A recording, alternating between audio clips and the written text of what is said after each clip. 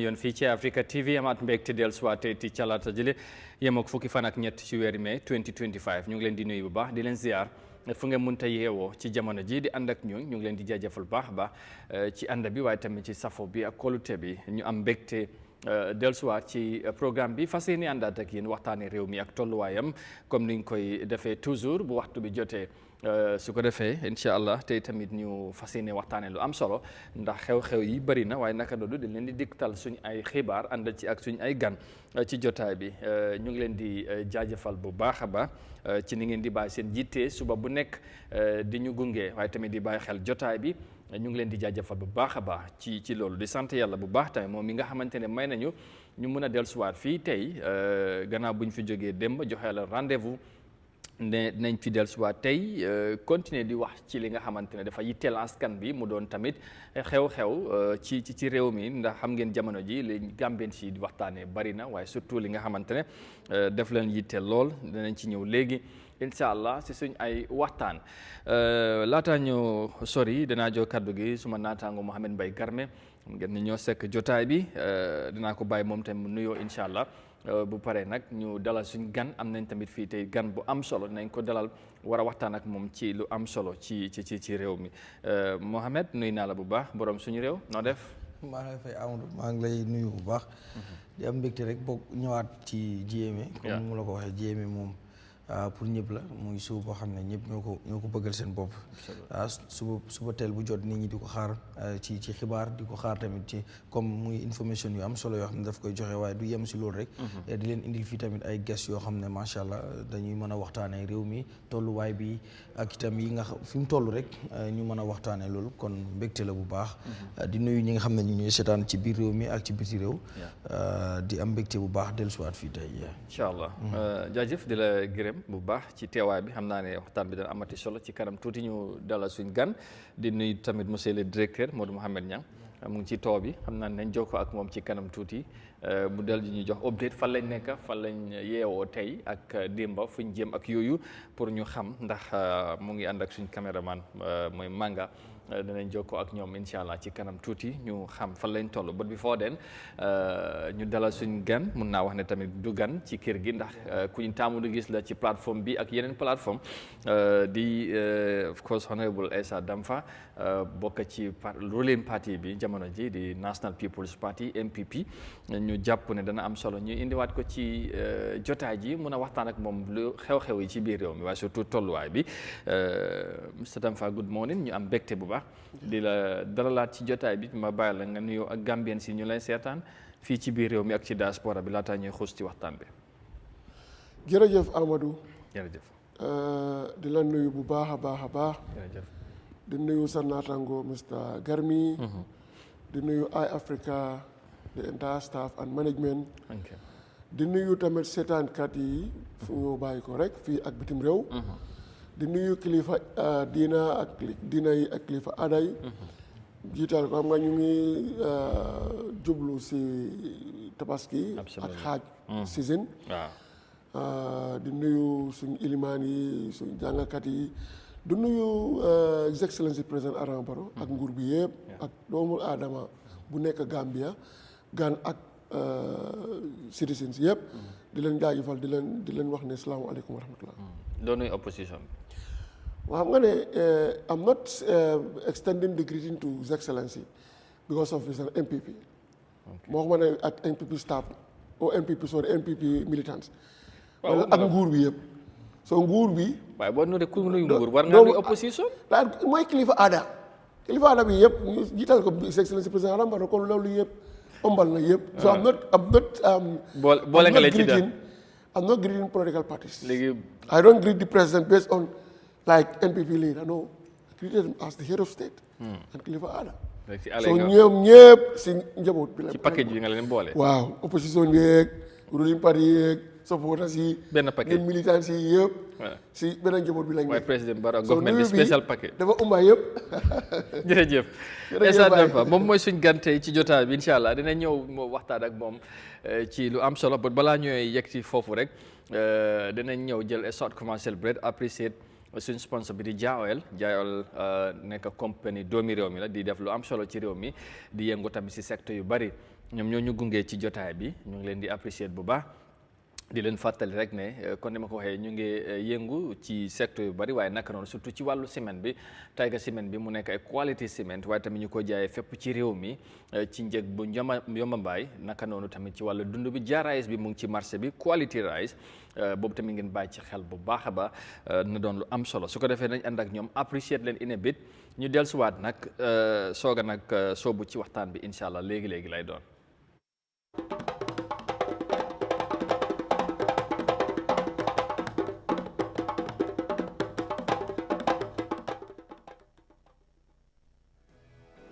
To ensure food security and affordability for the Gambian people, Jah Oil Agro-Food Depot introduces Jah Rice into the local market. The 50 kilograms Jah Rice is 100% broken white rice, fresh from India with high valued quality. Jah Rice is available at all Jah Oil petrol stations across the country at a wholesale price of $1,950 and a retail price of $2,000. Contact Jah Oil on 770-8080, 715-7960, 726-3667 or 784-2139 or yet still on 733-01321. Jah Oil Agro-Food got you covered for all your quality rice needs.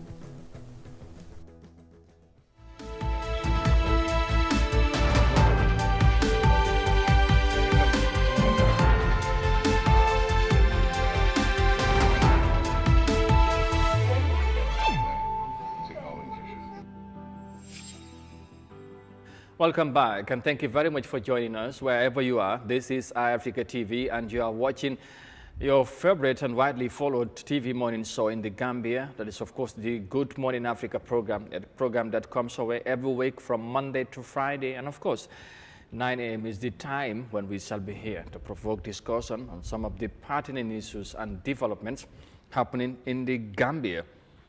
And if you are just joining us for the first time, please make it a date, all right?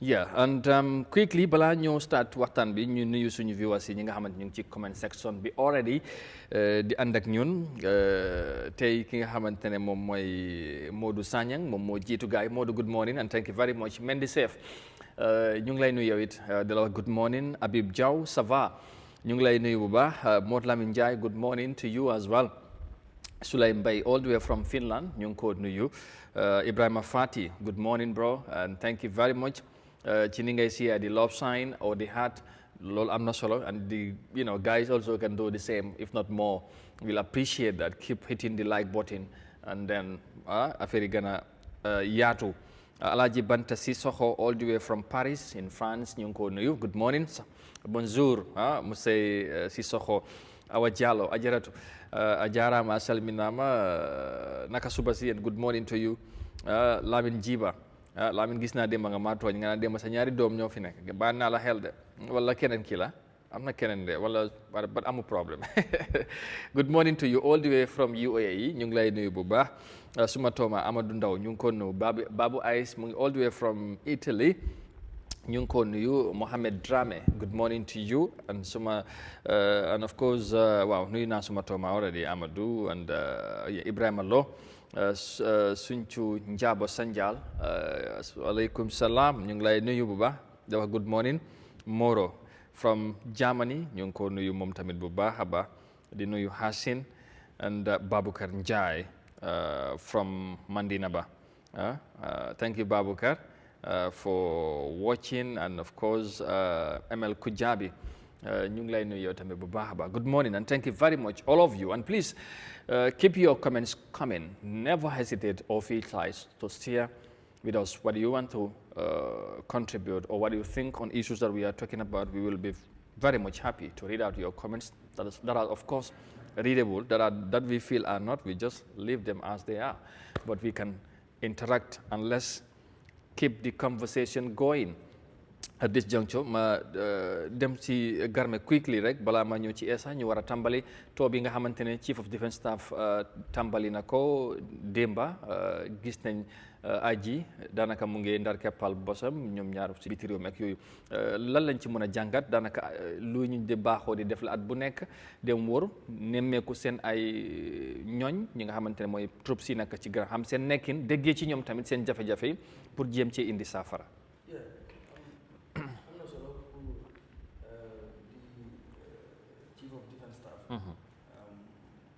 mu dem mu nemmeeku ñi nga xam ne ñooy soldat yi.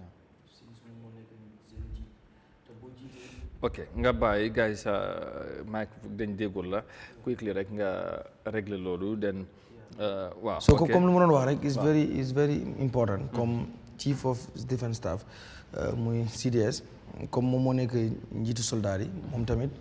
mu mën a dem muy def too comme niñ ko koy jaglelee ci at mu jot mu dem mu nemmeeku ñi nga xam ne ñooy staff si wala mu soldats yi nga xam ne moom moo leen jiite mu dem mu nemmeeku di leen so loolu dafa am solo trop dañ ko doon def di ko def nekkul moom moo ko njëkk a def ndax ñi fi nekkoon ñëpp dañ ko daan def di dem di xool nemmeeku since because soo xoolee soldats yi ñoom duñ dee comme tey jii am na groupe yoo xam ne mën nañ toog ñu ñàkk gis seen bopp ci réew mi ñu génn ñu ñaxtu wala ñu toog ñu interview leen ñu wax ko boo soo xoolee soldats yi doo gis kenn koo xam ne recently rek am na lu fi xewoon benn soldier mu sol une uniforme mu wax leen loo xam ne dafa mel ni ku doon wax ci wàllu économie réew mi ci économique hardship bi waaye gis nga fu mujjee kon loolu moo lay wan ne very good so loolu moo lay wan ne soldats yi kon ñoom amuñ right sol uniforme toog di wax ci dëkk bi ni muy doxee wala lu leen metti even seen mbiru bopp sax ñoom duñ ko wax kon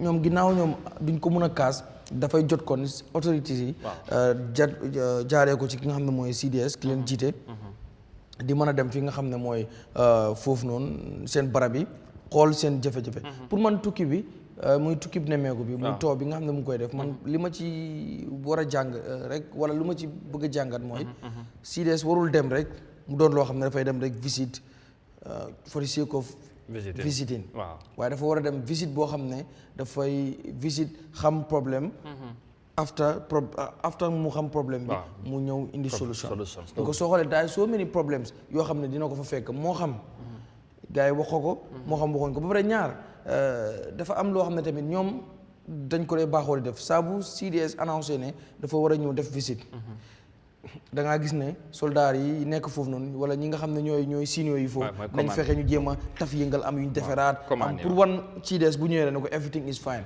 and which is not true sometimes dañ dee affect ñi nga xam ne ñooy junior staff si ci mbir mi because junior staff si duñu mën a ñëw rek ne ko CDS look ñun nekkuñ ci jàmm wala am na lii nekkul fi lii nekkul fi ñoom ñëpp dañoo comply ci li nga xam ne moom la seen senior si wax c'est-à-dire yu ci bëree bëri dañ dee feed ñi nga xam ne ñooy CDS wala ñu mu àndat with the wrong information comme bu ñëwee si any camp boo xam ne dem nañ fa rek dañu bëgg a wan ne fii ñu ngi ci jàmm everything is fine suñu lekk bi mu ngi ci baax ñu ngi tëdd bu baax everything nangam fekk loolu yëpp amut te boobu beneen bi tamit visite bi bu ñuy visite da nga gis ne ok CDS kan la nekk di visite ndax dafa dem pour visite ñi nga xam ne ñooy soldats yi wala dafa dem pour visite ñi nga xam ne ñooy communities yi nekk si foofu noonu baax na ñu mën koo xam tamit because of li nga si ëpp solo mooy soldats yi nga dem pour visite xam lan mooy seen nekk since soldats dañ leen wax ne leen ñoom fu ñu war a nekk mooy dañu war a nekk ci camp yi nekkuñ dañu war a génn si mbedd yi wala nangam moo tax soldats yi lu mbir jaxasoo duñ gaaw a génn because of ñoom li ñu leen soxlaa mooy pour ñu war a génn loolu yàlla bu mu xew si réew kon kooku noonu su amee yow nga war koo fekk ji yitte bi dëgg mooy 99% of the visit dañ ko war a center ci soldats yi xool seen nekkin bi xool li nga xam ne mooy ndax mbir yi ñu ngi koy ñoŋal because of maa ngi remember CDS bi mu njëkkee jël li nga xam ne mooy leng yi daaw demoon na def visite bi mu defee visite bi boo doon déglu some of the interviews yoo xam ne mu ngi ko doon def wala some of declaration yoo xam ne mu ngi ko doon def ci yenn barab yi nga xam ne mu ngi doon waxtaan ak ñoom mooy dinañ gën a ñoŋal li nga xam ne mooy seen nekkin dem nañ ba am na ñoo xam ne am nañu fa doon jàmbat mbiru ndox am nañu doon jàmbat mbiru courant yooyu noonu yëpp si bëri te tamit mu gën mu emphasize on ne army bi is a practical nekkaluñ ci affaire ay politique loolu moom du seen yëf waaw ñoom réew mi lañ fi nekkal dañu war a serve the republic not anyone else balaa ma bëgg naa ñëw noonu foofu noonu waaye léegi mu bëgg a ñëw si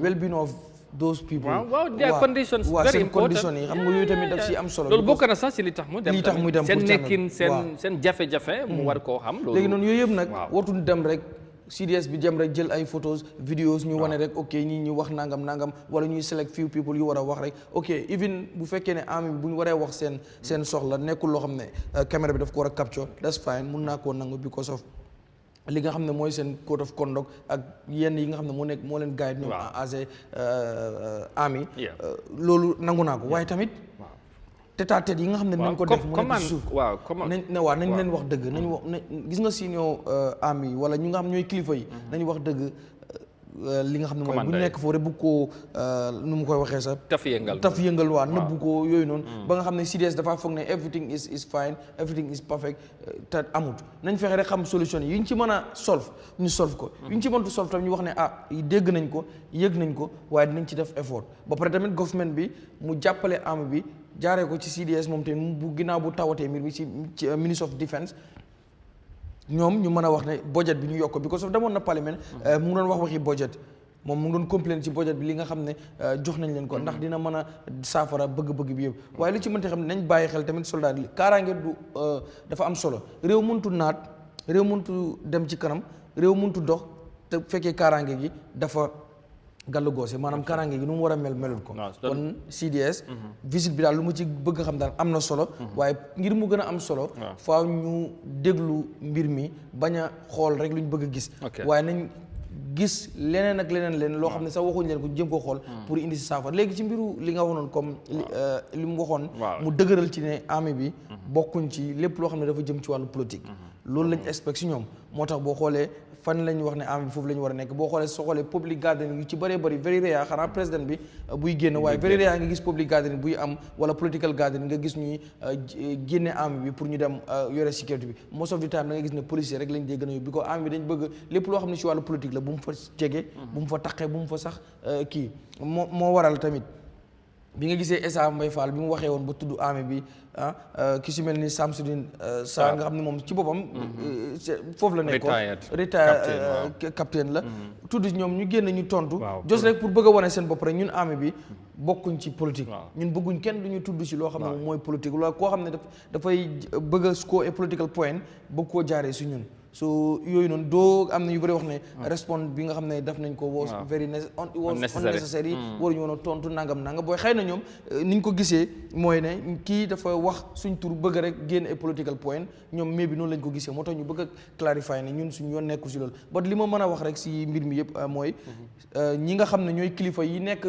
si camp yëpp nga xam ne CDS dina fa dem visite nañ wax dëgg CDS nañ ko wax ñoom seen camp yi lan lañ nekk di dund nañ ko wax soldats ya nekk foofu noonu lan lañ nekk di dund ginnaaw ñoom ñoo amee baat di wax ndax nekkul ñëpp a war a wax ñoom ñi si des ñëpp dañuy toog rek duñu wax kon ñi war a wax nañ wax li nga xam ne mooy dëgg su ko defee visite bi mu am impact nga xam ne next year incha allah su fay dellu dina fekk ñu ne bi ñu doon ñëw problème lañ fi fekkoon waaye boobu moom solve na léegi what is the next problem ñu wax ko the next problem waaye bu fekkee ne every time boo visité problème bi nga fa fekkoon daaw moom nga fay fekkaat ren déwén moom nga fay fekkaat yow sa visite bi da ngay yàq di public funds rek waaye amul benn impact and then it is not necessary. jërëjëf Garme loolu am na solo in a moment dinañ jokkoo Modou Mohamed Niang mu ngi si team bi di ànd ak Chief of Defence Staff of course Lieutenant General Mamadou Cham ak délégation bu mu àndal dinañ jokkoo ak moom léegi pour mu ñëw update ñu fan lañ fanaan démba ak fan lañ jëm ak of course tey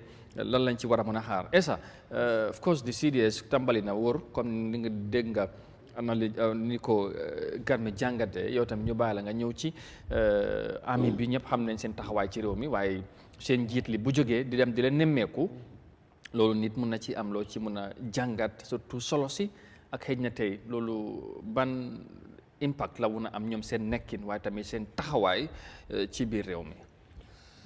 jërëjëf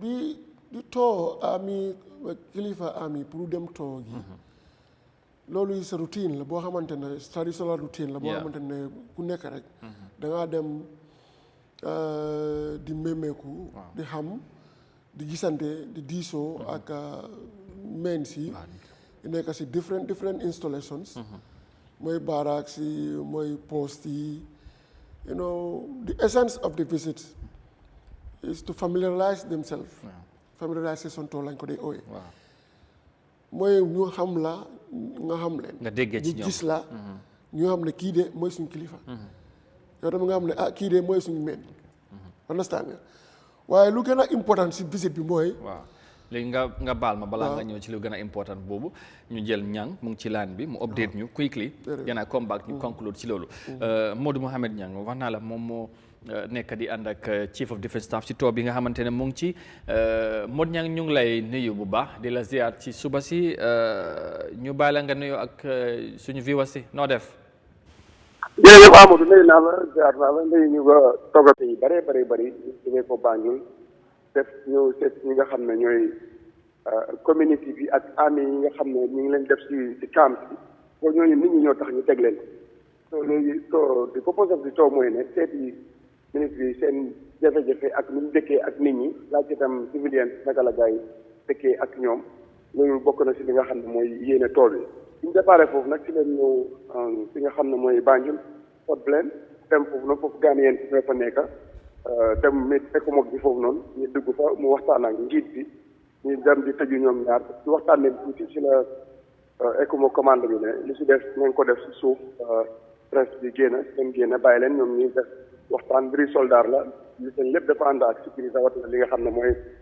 sécurité comme baara ñu dem li nga xam ne mooy njongoon di post Gambian camp visit fekk fa ay mag ay elders yu am solo ay imam ñu teru ki nga xam ne mooy CDS Mamad Cha ñu waxtaan ak moom jàng fa kaamel sa mot teg xan mu bi si suñ kanam waaye kilifa yi nekk foofu rafetlu nu ñu nekkee ak soldaar yi nga xam ne leen teg foofu noonu ci camp bi daanaka sa Amadou askan bi ñoo dee joytul soldaar yi seen soxla li ñu dee wax njiiti soldaar bi CDS Cha mooy ne bëgg neen ngeen yokkal ñu ay moto bëgg neen ngeen yokkal ñu naa nga lépp loo xam ne ni gars yi nit neen ko soldaar yi sax ñu ko dee wax seen géej waaye civilian si mu nekkat ñoom ñoo am yéene gis solo su soldaar yi am ci réew mi ak yéen am ci communauté yi mu dëkkat te loolu moo tax ñoom ñoo dee dimaanal gars yi sax ñi nga xam ne ni su ko gars yi amee moto waaye loolu yëpp bokk na ci mooy moto moom fu ñu dem gars yi dinañ ko dee dimaan wax ci yàlla ne yokkal leen gars yi moto benn moto moo fi nekk wala amul moto waaye yu bëri nag benn moto leen dee dégg waaye promise bi nga xam ne CDS mu ngi leen ko dee wax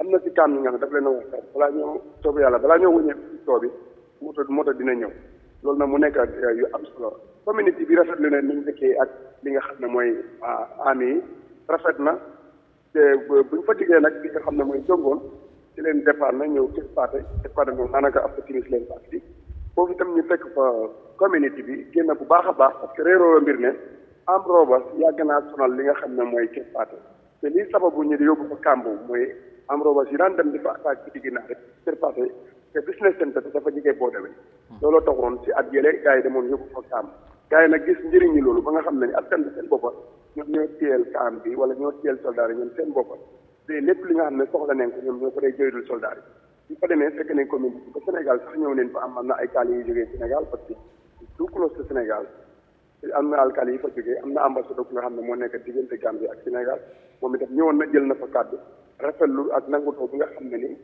sécurité bi am na ko ak yi Sénégal ba nga xam ne ni sax su def ci ñaawte war nañ la mën a dem riite ba biir Sénégal wala am nañ groupe WhatsApp boo xam ne ni bu xàmmewut ay kanam rek pour ngaa dem ci sécurité bu la gën a jege buy Sénégal au lieu wax ñooñu ñëw def fexe ñëw jàpp ñu xàmmewut wala ci def seen mbir balaa timis ci dugg parce que loolu bokk na ci li nga xam ne daal communauté bi rafetlu neen trop te ak soldat yi loolu moom defe na li am na te ñoo ko wis olof yi den na nag su nag diw baax na den na ndax mbokk yaa ko wax mbokk nag rombul dëkkandoor dëkkandoor moo gën a close mbokk ñoom nag ñoo joxe seen seede su ñun nekkat ñoom defe na li jox seede bu am solo bay di leen joydul sax ay moto joyti yi challenge si nag moto gën na see bari ci tam foofu terpaate joytu leen ko moto ba CDS promise na leen ne incha allah dina leen yokkal beneen moto incha allah pour boobu demee patrol beneen mu fee def loolu tam bokk na ci promise bi te wax na ne incha allah loolu dana am Amadou all right Modou Niang xaw ma démba fan ngeen fanaan wala fi ngeen yeewoo tey bëgg naa nga gën a ñëw ci loolu an tamit lan nga gën a bàyyi xel ci kaddu yi nga xamante ne CDS loolu la gën a fesal wala loolu la yóbbaale moom daanaka mën nañu wax ne lan mooy Sila Fanda bu mu yóbbaale ci ndaw yi nga xamante ñoom la fekki ak tey fan ak fan ngeen fas yéene dem ci too bi nga xamante ne yéen a ngi ci.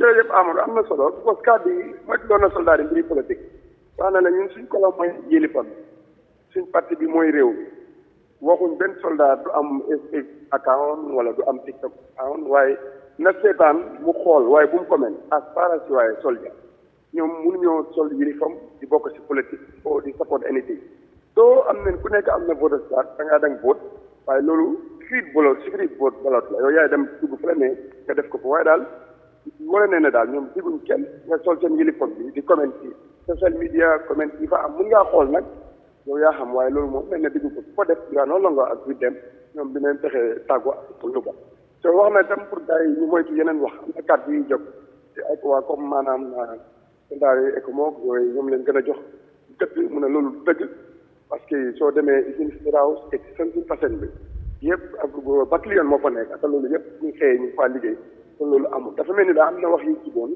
ci social media bi dafa mel ni bokk na ci yóbbal bi waaye fu ñu dem dañ ngay jéem pour dinaay wax ko wala dajji wax ko bu génnee ko si li nga xam ne mooy xeli soldat wala xeli askan bi wan na ne bu leen kenn jaxase ak seen soldat kaam yi nekk si réew mi yëpp eko moom nekkul fa waaye gis nañ ne ay doomi Gambie ñoo fa nekk so loolu kon wax bu yàqu la wax boobu nag ku ko dégg te topp social media bi di nga wax fu mu jëm di nga xam fu mu jëm parce que temps yii am na ay politiciens yu jógoon di gaaral lu mel noonu te joxuñ cër te Gambien sax yàgg nañ di bàkk loolu ne eko moom bi leen gën a jox cër waaye wane na ne yes yeah continuel du fi waaw waaw anyway dama foog dafa am loo bëggoon a yokk sax foofu finally comme too bi day continuer xam naa dinañ la bàyyi nga dem ngeen waajal pour war a dem but yow tamit ci li nga gis en tant que journaliste ci li nga bàyyi xel ci nekki ni soldats yi seen ay béréb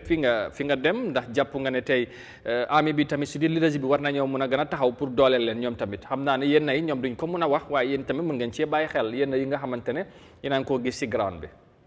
waaw bàyyi nañ ci xel lu bari waaye xam nga rek sometimes xam na li nga xam ne ñoom doon tale sax suñ midee communauté ba wax ak ñoom dañ dee dem ak troupes bi ñoo dee des ak CDS ak ñoo délégué ñaana soldat yi di def action di laajte seen jafe-jafe wala di wax lu ba bokk na ci seen anti communication bi bokk na ci yooyu moo wax ne daal ñu bëri seen yëpp doxut ko di as kilomètre te am na ñu nga xam ne normal ci am neen antina war na dem pour 60 kilomètres loolu CDS dégg na ko ne am na ñu nga xam ne seen radio communication dafa yaaxu am na ñu nga xam ne seen antenne dafa yaaxu so yooyu noonu lu mel ni dongoon complet neen loolu ak nga xam ne ni wala signal seen sax xam nga yow xamuloo yëpp soldat konoon naa la ko waxal signal bi fu mu day nekk foofu dafa nit foofu la rajo bi nekk foofu nga day amee communication yu bëree bëri yi ñëw xibaar yi bëri soo foofu dafa xala am ay jafe-jafe loolu bàyyi nañ ko xel bu baax ci nga xam ne mooy ground bi loolu ñoo ko bàyyi ñoom ñoo ko complet na seen bopp parce que ñu nekk leen fanaan ci camp bi waaye naaw ne CDS génn na mu ngi am some visite yi moo def ci biir camp bi premier ñu ngi dem ci booda bi këri ay xam nga foofu tam am nañu ñu fa dee nekk poste ñu gisee ak ñoom su ko defee bu ñu jógee foofu ñëw farase ñu ci boppam am ak communauté bi meeting ba pare am ak soldat yi meeting from there ñu fa jógee ñu dem Sambuya fi nga xam ne ñu door a dugg nag di LRA bi waaw Sambuya daal from Sambuya ñu dem parce que foofu la ñoo stop foofu la ñoo fanaan tey incha allah yaa jërëjëf ñang ci update bi ñu ngi lay gërëm di la sant xam naa ne ba suba ak jàmm ñu jokkoowaat ngeen update ñu ci fi ngeen war a dem tey ak gannaaw suba tam incha allah jërëjëf ñu ngi lay masaw coono bu baax beneen yoon thank you very much. thank you all right Modou Mohamed Niang suñu naataango mu ngi ànd ak chief of defence staff si too bi nga xamante ne mu ngi ko tàmbali démb ba fas yéene war réew mi fekkee ndaw yi soldaar yi fu ñu nekk ci réew mi ak seen nekkin pour déggee ci ñoom yaa ngi doon def jéem a def jàngat ci yëf yi ci too bi demoon ba bugg a di élaborer ci li gën a am solo ci too bi li nga xamante ne war ngañ cee mën a bàyyi xel waaye dégg nga tamit li ci ñang yokk wala indi waaw. dafa interesting lii baax na lu am solo la. waaye man lu ma explain mooy lu ma want to delve more on. Wow. It's like it's important. The critical component of the tour. Wow. pour mu xam la mu gis leen ñu gis ko. waaw those moo gën a fees. ok when it comes to administrative level. at the operational level policy level. yëpp xam na kii xam na lépp. serious. Yes, Okay. you were in the army for how many years? More than 30 to 40 years. Or close to 40 years you were in the army. Yeah. Since Second Republic up to date, you were there. So a headmaster was once a student. Yeah, indeed. Why, look army sohla. He knows it. Yeah. Because for He example, rose through the ranks. yow nga nekk borom kër nga am seen njaboot. Tey ñu ngi jublu tabaski ndax da nga war a xaar ba sa doom yi wax la ne papa ñun dañ bëgg am bu julli da nga war a xaar loolu. It's must. Absolutely. At least xanaa nga ñàkk ko waaye rek ñii dañ soxla bu julli wax nañ la ko xam nga ne ñii dañ soxla ndeewoo dañ war a dem school dañ soxla lunch xam nañ ne ñii dañ soxla dala pour dem school xam nañ ñii dañ soxla baag wareef la xam nañ wareef sa wareef la wax nañ la ko waxuñ la ko it. Indeed. Why, depending on the hierarchical nature of army, you don't expect a private soldier to face the CDS telling them this. That's a channel of communication. So then like this, wow, everything is okay. Wow. It's perfect. Yeah, they don't expect them to come. No, they will feel insubordination. Yeah. And then, so camp commander, we do have CDS. They want to say, sir, we are this, thank you for the support, we appreciate. That's what they will say. But how would you describe? Whilst it's not okay. It's not. Yeah. So what I'm saying, you are serious, because you went through, but what they enjoy, the same sufferness like Jar. Wow. They rose As through officer, you have to pass through. From private So soldier they think that it's part of their what they say, it's part of the curriculum. Yeah. That a soldier, a soldier, you have to pass through all these difficult stages. So what if tomorrow when you become general or you become serious, you'll become more responsible. But if you pass through without passing through all these difficulties, maybe you may not be serious when you become a high-ranking officer. But aduna legi mu ngi evolve. Yeah. We have to expose our men into so many modern treatments. Absolutely. Because now we are in a professional era. It's not about manpower. Difficult. Things have to change. So we change along the line. Indeed. So lolu moy suma ñaxtu rek. Okay. lu nekk seen budget bi. Pour men si. nañ fexe mu dem ci ñoom. ñu dem ci ñoom. All right. Well, you cannot just because I have my experience. I was part of the independent committee. You understand? Yeah. Te man tamit dama am ay friends police, ay friends army ñuy dem ci rehearsal whatever. Te léegi lu daa nekk foofu at the policy level. Waaw ak bu muy trickle down to the men. And that's a problem. So men si the medicine government bi fekk government bi is doing is almost. So the leadership is very critical. Has a stake in this. A best leader in every setup mooy bu xoolul si kaw. waaw nga bàyyi xel waaye muy xool si suuf. waaw dafa am mooy solo the best leader always. parce que lu nekk suuf moo tax yow nga taxaw nekk. Don't please the top, please the bottom. Very important.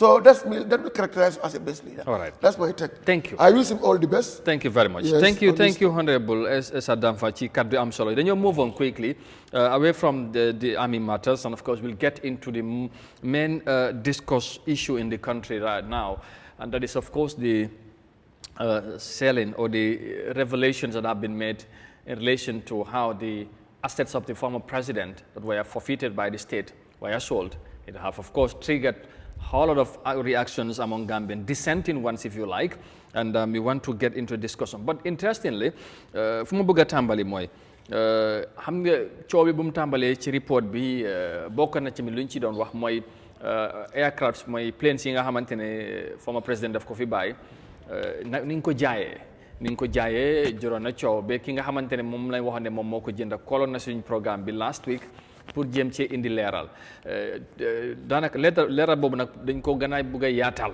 moo tax na niki démb àndoon nañ tamit compagnie bi nga xamante ne ci moom moo ko moom ñoom ñoo ko jënda ci niñ ko ñu ko waxee da ngeen di déggee si ñoom sax léegi-léegi kenn ci ñoom Kabiro Dabo moom mooy wax ci turi compagnie bi di Sankajula Holdings ñoom ñoo jënda planes yi instead of ñu bari ñu ko jàppee woon ne Momodou Touré Dabo personally moom moo ko jënda ci xaalisam waaye ñoom ñu ne demeewut noonu compagnie bi ñoom ñoo ko jënda ni ko la moo tax ñu jënda ko ñaata lañ ko jëndee ak ni process bi demee ñu déglu Kabiro mu gal cee indi leeral buñ ci paree nag ñu jël ci réaction Essa ak Garme ñu continuer bu baax ci biir waxtaan bi. tey ñun dem nañ ci airport bi gis nañ flights yu Sankajula Holdings Company jënda soo gisee ma ne Sankajula Holdings Company mooy ne ñun ñoo jënda flights yi waaye suñoo ñit yu bari suñ dee report dañ dee report ne Momodou Touré Dabo waaw Momodou Touré Dabo mooy the head of the Sankajula Holdings waaye moom kenn du dee make decisions for Sankajula Holdings ñun dañ toog ñu am information from the Ministry of Finance ne flights yi am na foreign investors yu ñëw ñu ngi jënd flights yi about $200,000 which is very cheap soo ko seetee very very cheap waaye ñun xam nañ ne ñu ngi ko jëndal loolu $200,000 waaye ñu ngi joxe am na lu ñoo joxe si ron so loolu la ñeena yi ñu xam ne ay doomi réew yu baax ñu nekk Ministry of Finance xam ne loolu jaaruwut warta am ñu ñëw si ñun ñu waxtaanaa ñun si lañ toog as board members of the Sankajula Holding Company ñu toog ñu ne lii is not right ñu double ñooñu seen offer yi even though ne bu offer bi eggee Ministry of Finance gaa ñu ne ñii fu ñoo amee xaalis bi xanaa ñii dañ foog ne dala si lañ nekk di waxal waaye bala deadline bi di jot which is just few hours ñooñu bu ñëwee deadline bi balaa moo jot ñun ñu fay $500,000 ñu jot flight si so flight si comme noo ko gisee ñu ngi airport ba tey flight si yooyu leen jënda te lu tax ñu jënda ko mooy pour rescue Gambia at least $500,000 dugga na si aranke si réew mi instead of $200,000 bu waroon a dugga loolu du doon baax pour réew mi moo tax Sankajula Holding Company ñu dugga si flight si ñu jël ko so si gàttal loolu mooy woon suñ tànka tey war naa leen suñ directeur bi sax mooy Momodou Touré Dabo moom si boppam nekkul si dëkk bi yéen seen last programme bu mu koolee woon sax xam ngeen ne nekkul si dëkk bi international call la call noonu nekkul si dëkk bi so ñun ñoo decide ne foog ñu leeral ko réew mi because li alali réew mi la alali Gambian yi la Gambian yi ñoo moom the republic anything that belongs to the Republic of the Gambia Gambian yi ñoo ko moom waaw su fekkee ne xam naa ne benn nit moom du mun a moom lu réew moom loolu musuñ koo gis fenn musuta am lépp luy Republic of the Gambia belongs to Gambian yi ak nguuri Gambia te nguuri Gambia ñoom ñoo advertise flights yi am foreign investors yu ko ñëwoon pour jënda very cheap ñun ñu daaxa loolu ñu jënd ko flights jàng si réew mi xaalis bi dem na si nguur bi ndax def nañ ko ci yoon loolu si nguur bi la des waaye ñun $500,000 lañ fay nguur bi ñu jox ñu flights si acca mu ngi noonu loolu tamit ci bëgg a gën a leeral ci askan bi comme ni nga ko waxee moom Kabiro ñu ngi ko jaajëfal bu baax ci kaddu yu mu yëkkati gis ngeen planes yi ñu ngi ci airport bi ñaari ci ñi nga xamante ne ñooñu leen jëndoon yëpp ñett la woon ba ñaar ñoo fa nekk gis ngeen la moonu ba pare interestingly gis ngeen ci biir ak ci biti condition planes yi nu mu mel ça boo gisee li as ni nga déggee ci moom ak coow xam naa dinañ ci gën a xus ban réaction ngay def ci lii ñu bari démba bu xibaar bi génnee am nañu jàpp ne whatever the case may bi xëy na nguur gi warutoon jaay flight si wala sax xëy na waroon nañoo fexe ba tey ñu maintain ko in a better condition dan nu mu nekkee ba yow ban réaction parce que ñi ko jënd gën nañu wax pour leeral contraire xëy na ñu bari ni nga ko fogee woon ne kenn rek moom moo ko jënd di Mr. Dabo di Touré. jërëjëf the assets of the government because man pour identity la rek ñu wax ne assets of the former president. waaye assets of the government la yeah indeed. because when you forfeited to the government. to the state waaw and then already assets of the government is more as alali askan. waaw ba pare government dañ war a xam. anything happens to like you do with budget. You explicitly allocate all sectors lii lañ leen allocatal léegi tamit du ñoo spend seen xaalis bi is yëpp leer the same thing la lii tamit war a am. Understand nga. waaw plane yi nga laaj ma why the state could not even maintain them. Is these things are flight worthy? They are not. They were grounded. Even motor one mun jëndee bi tey mun ko def dara. So lii more or less as scraps I can say. Understand nga léegi su commission bi def si assessment bi am seen risque because xam naa ne ministry of finance moo jaay lii. waaw ñoom ñoo ko jaay.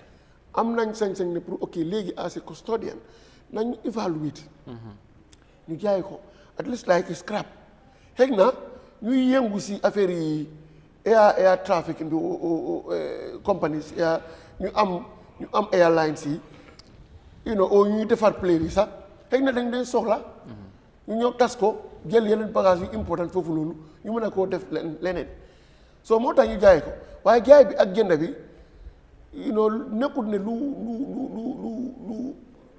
baaxut la loolu loo xam ne warta am waaye di gën a what is gën a important mooy transparency bi because nit ñi dañ umpa dañ even though you don't do anything bad but the argument was we have a principle in politics one principle in politics that is politics mooy buggu lendem na leer rek even man diggante man ak yow ñun ñaar ñu ma campagne yàlla ba nga win something nga am foofu place bi léegi déggaatuma la so loolu lu ñu daan secteur bi léegi déggaatuma la su ma la xoolee nga ne waaw ni dina am umpas yow waaw loolu te loolu rek so moo nekk loolu amee dafay tey xel dafa indi ay xel ñaar jeex jaax understand loolu that's the governance also between the government and the governance réeroo war dafa am. But in this case, you feel ñu ba dañ jàpp ne réeroo amoon na ci. waaw loolu la especially in terms of the information bi waroon a génn di fi booba léegi génnoon te tamit ci investigative report bi nga xamante ni génnoon na xëy na moo taxoon sànq julan compagnie bi ci boppam léegi seen official si fii ne there's a need pour ñoom ñu génn a gën a leeral parce que ci report bi ba génn trop lañ fi doon tudda te tamit nga wax ne moom li mu ko jëndee xëy na moo gën a cheap parce que am na benn rek bi nga xamante ne waroon naa jar $1 point something million moom mu mujjee ñëw jënd ñetta yi 500 moom sax ci boppam génn na pour leeral naka la loolu demee but equally di compagnie bi nga xamante ne xëy na moo ko moom but am na officials ñi ci nekk ñoom ñu ñëw ñu gën a leeral so loolu tam lu indi loolu yëpp waaw lu indi loolu su fekkee amoon nañ report bi bu yàgga te ñu indicate ne there was a bidding process competitive bidding ñu advertise ko ñu ne plein la ñoo jaay ku bugg a lii ak lii mooy procédure yi pour bidding comme li ñoo def di government contracts xam nga loolu yëpp report bi dana wane ne this sales bi is not restricted bidding it was a very free and open bidding boo xamante ne compagnie bi jongante na compagnie bi dafay jongante na waaye the highest bid the highest respondent boo xamante ne mooy highest bi mooy Sankunjula moo turoo daa bu lu mu complain fii man dégg naa ko mu ne lu tax sax ñuy wone xar kanam si waaw moom piccu am te compagnie am moo jënda waaw te ñu si social security ak yeneen compagnie yoo xamante ne dañ jënd bagage indi wuñ seen tuur yi seen kii bi seen tuur yi boss bi ak nataali boss bi compagnie bi la ñu ne social security la jënda moom tamit dafa foog ne traitement boobu lañ ko war a accord ñu bind tuuri compagnie bi foofu noonu. exactly on a sax ñu ne Sankunjula ñoo jënd lii. te lu tax Sankunjula jënd ko ñu offer ko lii because mooy is the highest respondent. understand nga. ñu indicate ne 3 or 4 compagnie ñoo bid kii lii la fay kii la fay lu tax ñu jox ko lii moo tax ñu jox ko kii. loolu kon dafa tax ne nit ñi du am xel ñaar waaye if you want to cover up everything. even though yow def loolu lu ñaaw. nit ñi dinañ la giñ wrongdoing. So you feel that the government have failed the Gambians for not releasing this report all along? No, we cannot say so because why? Releasing report tamit dafa am leneen implications. Yes sir. Yes. dafa am because ban implication? waaw comme yow gis nañ fi sheriff department high court dañ dee jaay always they are selling properties nit ñi. Always. waaw. léegi xanaa property yooyu noonu yi ñuy jaay noonu dañ ko dee wone si paper si Amadou de moo génn bagage sangam kii dañ ko téye code bi téye bagage am jaay nañ ko waaye Amadou moo ko jënd you ever see come across it. But is it? No, what I'm saying it's public lii la anything you forfeit to the government is public. mooy Jammeh bagage mooy Essa bagage mooy Garmi bagage mooy Amadou bagage is the same treatment la. There is no preferential treatment in this case. But why? That one is not in the public domain. No, Essa, this is a process being a hamantene. It has all been rumored. There was something fishy in the process. That's what I'm saying. Am na ñu ci bokkoon génn nañ wax neneen lii am na lu ci doxut am na lu ci jaarut yoon. So why was that the need not keeping the information? That's what I'm saying. I'm coming. Okay. Lu ma la explain mooy. Xëy na government tamit lu tax ñoom disclosing ko before. They were protecting something boo xamante ne ëllëg si biir. The bias. Good. Why should? The bias. What? Good. It's there. For example, why should they? Let me tell you one thing, one scenario. If you open an account at the bank, private. You open an account at the bank. Personal. Or you make a call, your private call. Xam nga kenn amul sañ-sañ pour dem sa compagnie mu ngi ne ko printal ma conversation Amadou or disclosal ma account Amadou si sa banque bi yow amuloo right boobu noonu.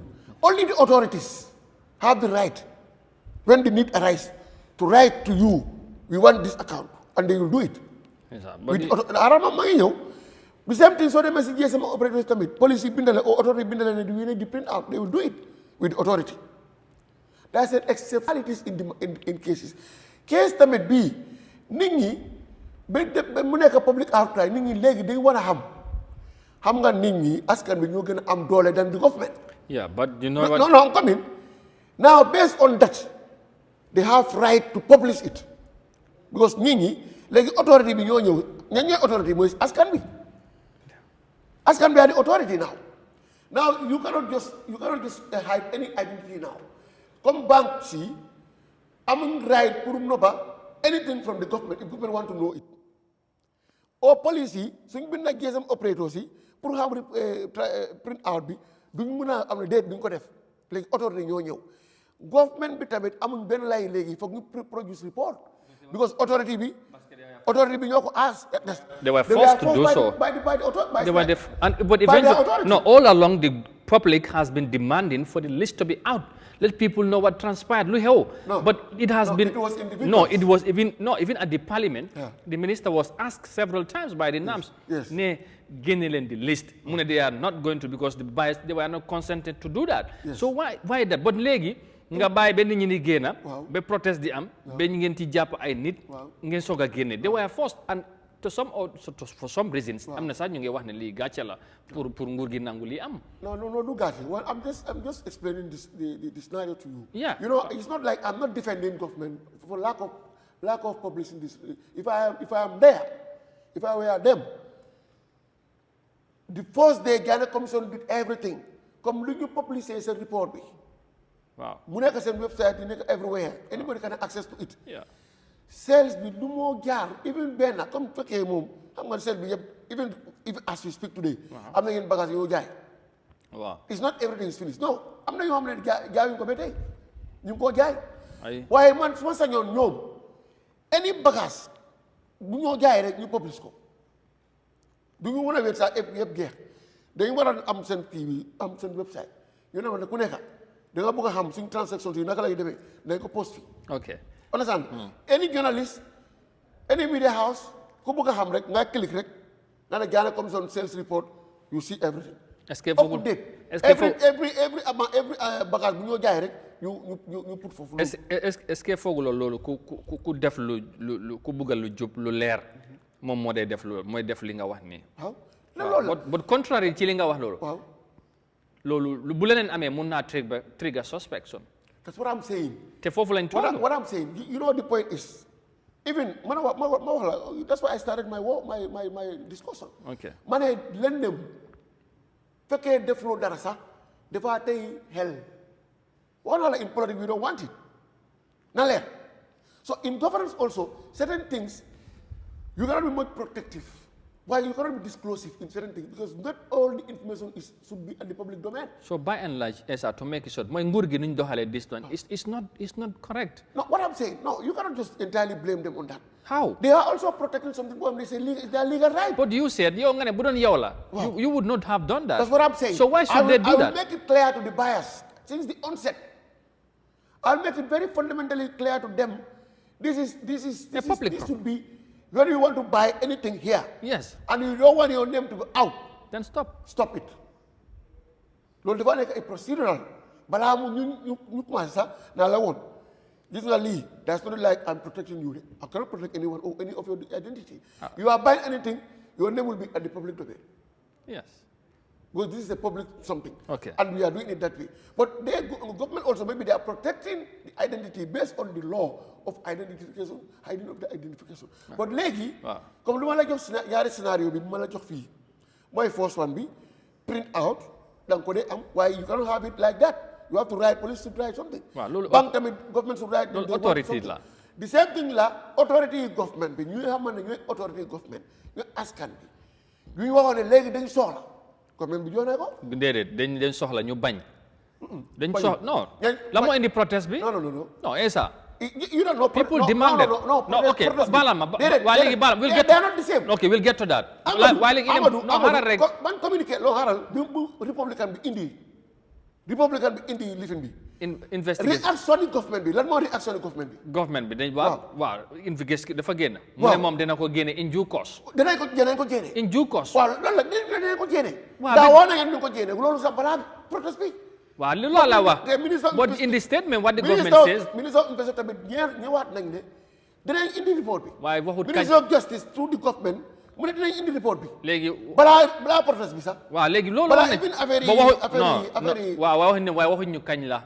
dañ ne in due course. due course mun naa nekk in ba faw. non xaaral rek. no you know it cannot do. I'm just telling us. no due course it cannot be that you cannot say it in due course. mu continue because yow soo ma waxee ne in due course. su ma waxuloo ma suba la. gannaaw ëllëg next week la next month la next year la. léegi due course ba kañ. léegi continue with that. if you continue as if they don't. léegi why is it that it is out. yes. because they were forced to do so. no. all right. No, what I'm saying. And I will tell you why. No. The force to do so was based on ASCAN. I agree with that. I tell you, their boss is ASCAN. It's the people. And it shouldn't have got to that level, don't you think what so? I'm saying, it could have get to that level in two things. How? First, if I were them, anything who is buying, you don't want your name. Because, do you think that individual also, when you display the item, they can take the government to court? You don't think so? No, but... You can. But at the onset, balaa ngaa jënd sax naa la explain ne man bigas bi soo ko jëlee dinaa la publish. Yes, sir. But if you don't want that one, you go. jaay ak jënda bu leer bu jaar ci yoon jaru ci waxtaane soo jëndee naa la wax. yow soo demee ci loolu moo tax ma joolal this is a business bu leer. soo jëndee bagage from State Department. waaw because kan nga gis ne ku jënd ker from State Department ñu publish ne turam. kan nga ko gis. waaye kooku dafa wax ne man. it's never there. But he would never tell them that. It's a public property. But if there's a need. That's what I'm saying. When there's a need, they need. They would expose it. When ASCAN be needed, they have it. No, ASCAN be demanded, they said no. Even at the City Department, if ASCAN demand what they are transaction there, this demand they will publish it. Yes, I will come to that. If not that, you don't see anywhere in this country or any paper, they can gender care from City Department, and the name is out. Yes, sir. Young boy, lu bokut de. No, they are the same. No. Even part of this bagage, sir, I'm not saying ñoko jaay. Wow, some of these items. There was a commission, government. And then that commission gives mandate to City Department to sell. Okay, I will come back to you. Yes. ñu ñëw ci gën a élaborer ci loolu. ci protest bi ak li tax ñu génne ko ba ñu mujjee ko wala ñu génne ko garme sa jàngat ci li nga dégg ci. Officials Sankajula Holdings pour gën a indi leeral gis nañ different reactions bu report bi génne ak léegi ku nekk mu ngi gën a jën leeral ban jàngat nga mën a def ñoom bu fekkee ne report bi dafa ñëw tudda seen boss di trop jàppoon ne moom moo ko jëndoon personally moom ci boppam jaar na ci programme bi leeral ni yëf yi demee waaye tamit officials si jàpp ne ñoom tamit dañu war a génn dem sax woon Gambian si flight si fan lañ nekk ak si yenn condition lañ nekk waaye li ci gën a am solo si ni ñu ko waxee mooy wax nit ñi naka la process bi demee lan moo leen ci dugal ndax ñoom bëgguñu woon jënd ña xamuñu woon ne sax ñu ngi koo jaay waaye personnel ñu jógee ci Ministry of Finance ñoom ñoo leen approach wax leen affaire plane si ba pare ñaax leen pour ñu jënd ko parce que bëgg nañ yëf yi mu des ci réew mi ndax alale réew mi la. waaw man si ñoom lu ñu wax dara. because of bu report bi génnutoon Touré Dabo ak teamam bi duñ génn def leeral. jëlee nañ ko is almost now 6 years. Touré Dabo ak teamam bi kenn waxut si dara kenn xamutoon ni sax ñoom ñoo ko jënd. ba mujj gi ba report bi génn ñoom dañ nekk léegi di setal seen der. waxuma lu ñu def is a crime comme ñoom xam nañ ne defuñ dara lu si crime ñu nëbb ko for many years ba léegi ba am report bu leen tudd ñu doog koo génne. pour ñoom ba tey seen bopp lañ nekk di setal rek because bu ñu xamee ne ñoom lu ñu def béykat number one.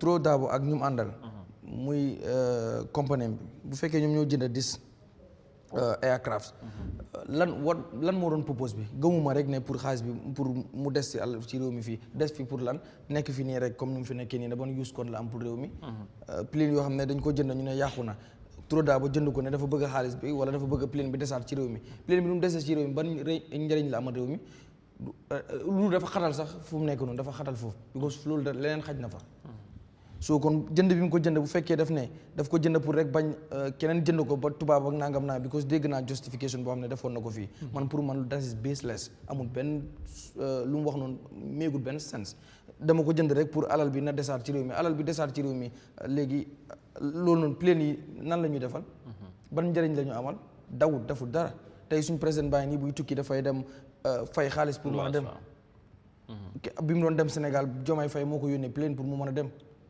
soo ban njëriñ la ñu amal soo Touré Dabo bu fekkoon dañu wax ne comme exemple accountability wala dafa bëgg a leeral wala dafa bëgg Gambia moom moo ko jënd lu tax mu téye ko for so long time waxut ko nit ñi lu tax waxutoon ko bu yàgg ne Gambia maa ngi government bi ñoo ma wax A B and C so maa ngi jënd lii for the purpose of this and this and this defut ko bañ tudd turam nañu waxante dëgg nañu waxante dëgg moo gën bu ñu gis ne rek iti Touré Dabo la ok Touré Dabo la fine but bu Touré Dabo man sama jàngat laa wax Touré Dabo lu mu def fii nii man ànduma ak moom ci lu mu wax noonu ne dama ko jënd bi ko sax dama bëggoon a def nii government bi moo ma woo ñaax ma ba ma nangam man loolu man jëluma ko ok man I don't buy that beneen bi maa ngi dégg muy complain ci fii la ko complainer bi mu koolee ne lu tax ñu use turam boo understand journalism sometimes exemple buñ bëggee exemple tey Majum State ma jël exemple foofu noonu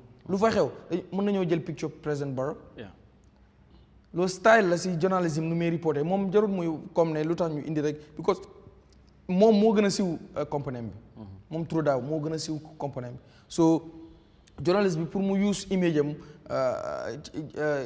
ci wàllu journalism loolu noonu yow xam nga so moo tax mu use image yi Touré Dabo loolu jarul mu gisee ko otherwise waaye li mu si mën a xam rek mooy justification bi mu def ak official ñi nga xam ne they are from his company justification yi nga xam ne yëpp def nañ ko man pour man jarul ko woon because of it's too late lu tax mu late mooy dañ xaar ba am report bu génn wax ne ñoom ñoo jënd aircraft bi mu ngi wax waxi ne ok ñoom bi ñu ko jënd dañ leen xamal ne Gambia government ñoo ko moom Touré Dabo bi mu doon jënd plane bi amoon na beneen kii nu mu koy waxee sax propose boo xam ne amoon na ko ci rather than rek mu ne just dafa bëgg plane bi mu des fi du loolu mais bi dem na ba jënd ko ne gis na moo xam lan moo téye ba tey defut ci dara wala nangam but anyway jënd na ko number two lu tax ñu wax ne exemple lu tax ñu doon protect seen tur bu fekkee li ñu doon def lu jub la wala ñoom xam nañ muy government beeg ñoom ñëpp loolu government bi ñoom waaw ñoom ñëpp laa wax ñu ko jënd ku ko jaay ñoom ñoo yem si case bi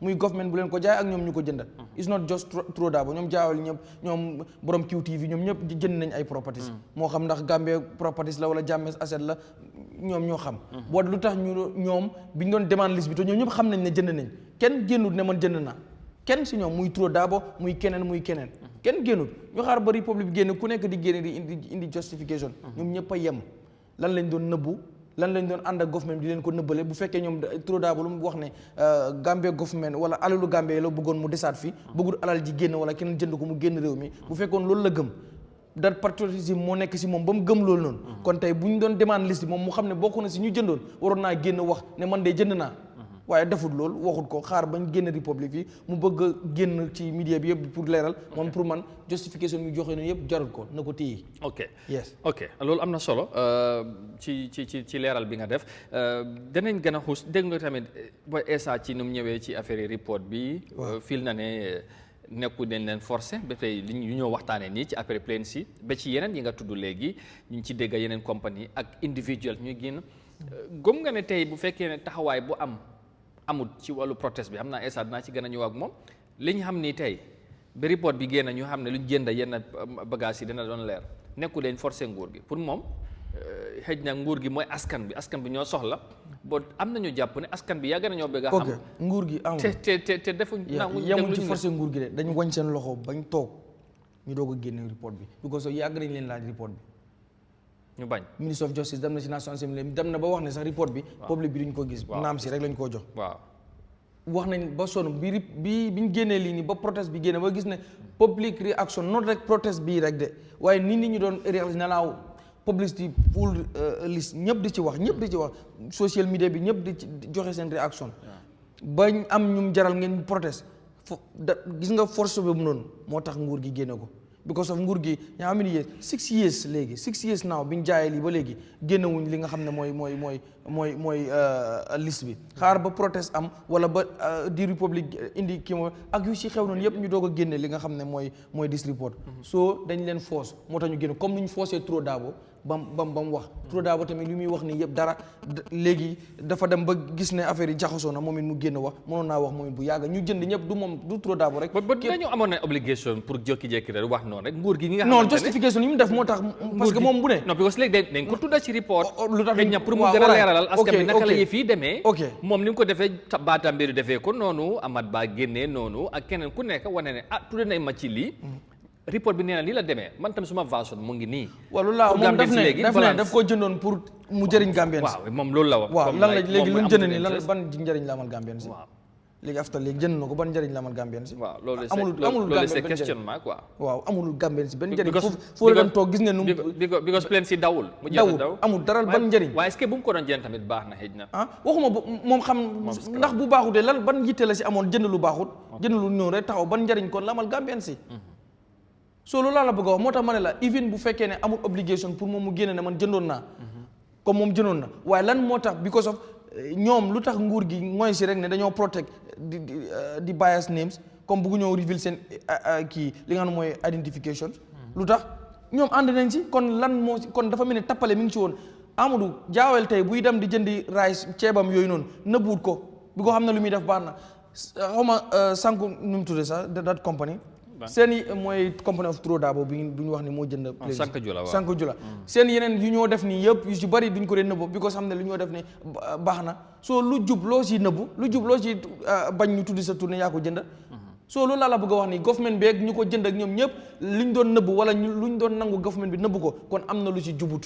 te ñëpp nangu ne lii nii am na lu ci jubadi soo loolu laa la bëgg waaye government bi daal dañ leen force moo tax ñu génn liste bi lan ngeen doon nobbu kon all along boo dégloo Garme dafa mel ni am Amadou, we have to be explicitly clear here. Okay. You understand me? I tell you everything clearly. I am not a movement spokesperson. Yes. Then how are we going to know about everything? But what I'm saying, if I were government, I will tell you, that's a law. Amadou, I told you everything. You don't only look at one side. For example, even in private dealing, you cannot go to bank and tell them, I want to know this guy's account. That's out of it. Yeah. That's a privacy in everything. But if government need it, you must, by force, it must come. That's why in the commission, you see, everything will be in front of the commissioners. Who gave them the authority? Because they wrote, they have by force, they have to do it. Your print out. Yeah, but call print out. Yeah, but you it's know, privacy. But as But when government need it, they have it. Yeah, but because that is your private. That's what I said. When I have my bank account, when you have your bank account, when somebody have his bank account or her bank account, it's different from public thing. That's what I'm saying. That's when people who install the government demanded. But government have no choice but to give it out. But the demand has been for so long. Yes. From the onset. Yes. Since Kurang Genawa. Yes. Now it appears there's something that's going wrong. Yes. Mugen and your victim. He said it several times. And then other people suspected APRC, for example. Yes. all right ñoom tombong nekkoon nañ fii di opposition bi di wax and seemingly government did not listen to them and then eventually Mustafa Dabo as a journalist did his job, did an investigation into all this matter. He came out with a report. And all of a sudden, pinpointing certain people and companies ne ñi ñoo jënd lii. So reaction began. Legi Gambian si jog, most of the young people, we want to know. That's it. Where is the report? That's it. And they said, the same card like no lie, but with all that, government, the only thing that they did was to issue a statement. Nene, they are going to release everything. That's it. That's it. But then that never happened, and then people said, Haral. Haral, Isa, the Fofula M. Okay. Buñ ko waxee few days later, ndaw yi jóg went to the police demand a permit. Now we are protesting because we want the government to release the list. That's it. And let people know what transpired. That's it. And yet still the government said no. No. They don't say no. Dañ ko génne. Génne nañ ko. Have you not seen the report? Balaa di protest. Before the protest, like génne later. You don't understand. No. Later be Statement. Justice. Was statement be minister. My statement. They were justifying about the process. That's what. No. And telling Gambia we are going to release. That's it. But that means it was never released at the time. It was not released. So and why? I don't know whether it was Tuesday or Wednesday. No. It was around Thursday. No, I don't think so. It was around that time. Let me check. Check. Yeah, go ahead. No, I will verify that. It was around that.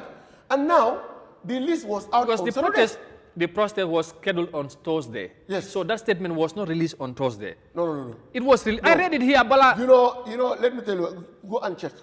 No, Esa, I can remember that vividly. No. Just check, sir. The protest was on Thursday, so the statement was released before Thursday. You know that I was copied with the report? Yeah, I know. I know the date.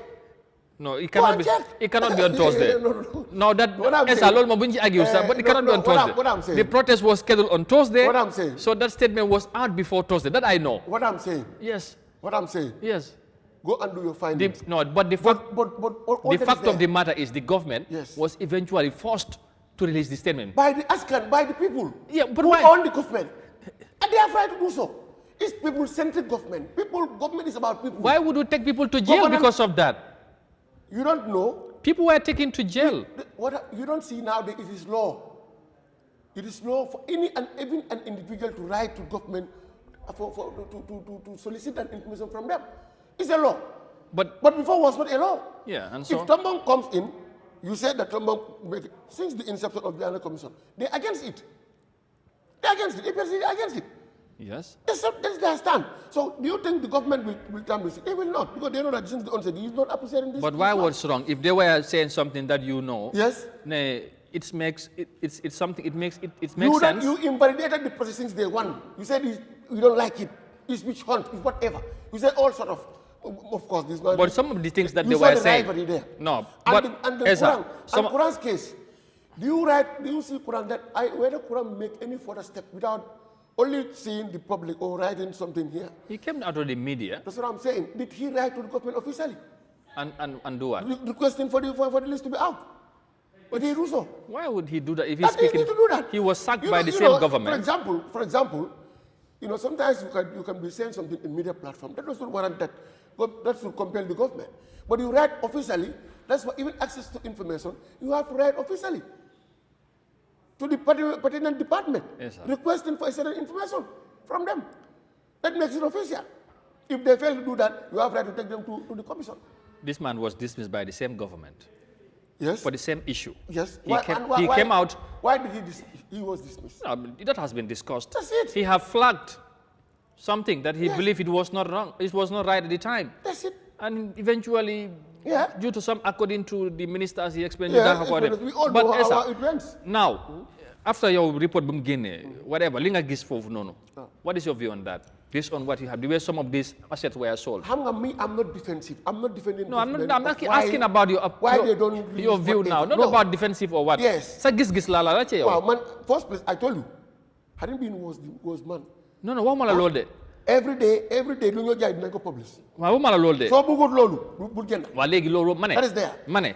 My reaction towards the report. Yes. what have you li nga gis some of these items moto bu ñoo jënd ay 5000 nag 11000 ay moto 5 loolu yow boo gisee loolu how do you feel about that loolu laa la laajte. Report is incomprehensive. It's incomprehensive. It's inconclusive. Isn't? Yes. Why I said so? Because valuation report should be attached. Valuation report should be attached. That's my position. Loolu moo laa wone ne la sa laptop bi lii lañ ko xayma balaa ñu ko jaay because you have to pay your price before. So léegi nga baal ma. Understand nga waaye soo indiwoon valuation report bi. kon min ak bidding bi. ñaara nit ñoo bid fekkee is a bidding process. xam nga yeneen yi fekk na kenn rek moo ñëw yeneen yi ñëw. You have to just bring the comprehensive report telling me moto bi ñu ngi koo jaay woon 20,000 because lii lañ ko evaluate. Because it's not motorable, it's not roadworthy. Yeneen moto yi dañ park for 10 years. Even a moto bi nga xamante ne but this you know the moto we are talking about. Some of these items are scraps. Well, scraps of that motor 5,000 in this country. No, you don't get my point. No, understand you are. No, I understand you. I said only the evaluation report can justify that. Okay. That's why I said it's inconclusive. Okay, now nga baal ma so foofu. we cannot justify that report bi ñu ñoo evaluate moto yi ou ñoo jaay moto yi loolu mooy price bi ou loolu du price. So long the evaluation be out génnagul ak the pricing ak whatever li nga wax nii kon mun nañoo feel ne this report bi government ngi génne kenn mënu koo téye dara. Man suma gis-gis. Waaw. It's inconclusive.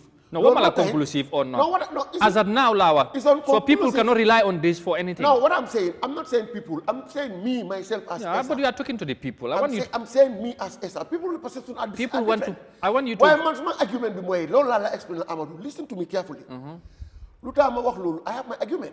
I say report be man, munuma sukandiko, pour hamne, wow, price bi ngay jaay bi is accurate or not. So la mo yow la luma wara justification bi moy wa legi no fofu leer na leen bëgg la ci leneen justification bi moy da mo wara indi evaluation wa moto bi 5,000 la wara get why I evaluate because li ak li lool motax it's no motorable part bi neku fa lool mo day is more or less is a scrap lool lañu jaay lool mo dañu jaay ko li ñu ko bidé kenn nit rek mo ñew mo fay so bala ñu ko bàyyi noonu mu nekk noonu ñu jaay ko at least ñu am something from we need to have all those information. 3 people ñoo ko bid waaye 3 people boobu noonu kii mooy the highest bidder kii 1,000 la fi sax kale bi mu fay 2,000 kii moo ñëw 5,000 te auction law bi ku fay highest one you give it to the person. So you would agree mun ngaa nang rat report bi su ñëwee I will know yes I will justify. So you would agree to those that believe ñuy wax ne nañ disregard all this list because I cannot say all this because evaluation bi ñëwut. Evaluation bi ñëwut. Pricing waaw loolu la non li nga gis loolu la Gambien yëpp gis. affaire plain bi xam nga different la. waaw léegi talking about the plain. ñu ne dafa am bidding process amoon foofu noonu. waaw.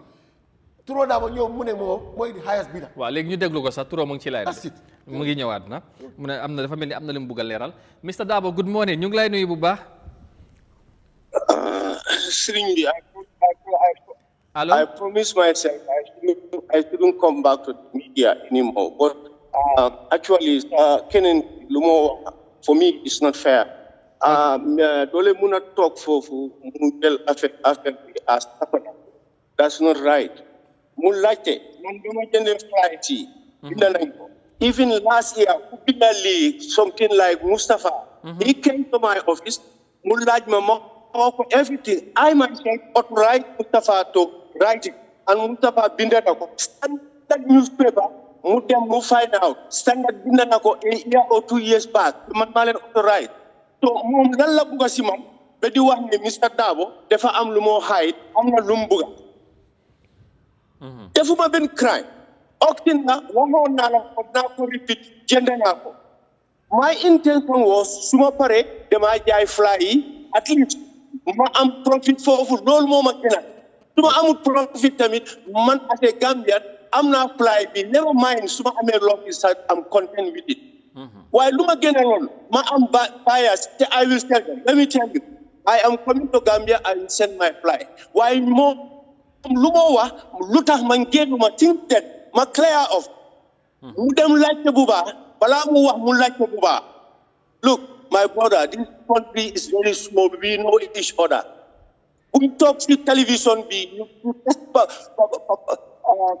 I'm sorry de waaye I'm not happy certain comment. Okay. Parce que ñaata nit moo jënd ci Jammeh commission kan moo musa ñëw clarify waaye Modou Touré ba ma jëndee ni clarify naa bind nañ ko last year bind nañ ko Standard newspaper bind nañ ko te man maa dee authorise gars yi ñu bind ko so moom su toogee tey di wax ne lu fa Modou Touré taamu ñëw clarify lii it is wrong definitely man I have no problem with anybody in Gambia musuma wax ci media this is my second time ma ngay wax media why boy bi lu ma wax ne it's not right man thanks God gis naa su nekkee benn yoon la ñaari yoon la ñetti yoon la ñëw naa media ma clarify lépp waaye ñeneen ñi ñoo fan ne jënd nañ ko kan moo musa ñëw si media clarify amul te beneen waaji bi lu ma wax mooy dëgga rek oxygen teel nga gis aduna ku jënd ñëw si media ne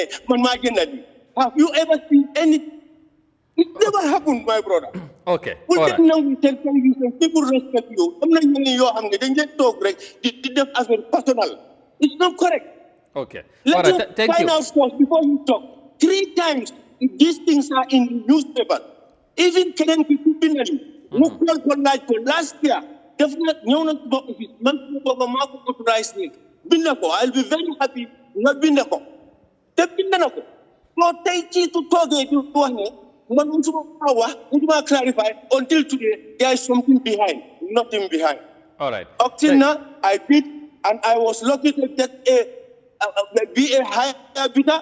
Then it was price. Mama suma alel. Suma buke ma jay ko, suma buke ma maye ko, suma buke ma lakako. Nobody has right on that.